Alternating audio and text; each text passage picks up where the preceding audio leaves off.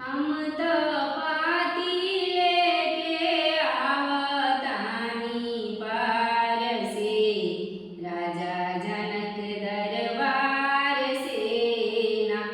हम त पाती लेके आवतानी पार से, राजा जनक दरबार से ना।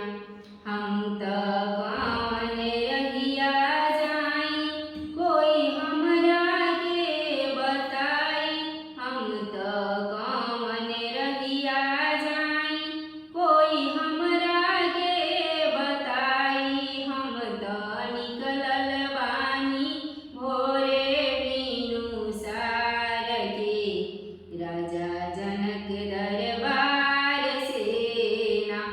हम त निकलल बानी भोरे बिनु सार के, राजा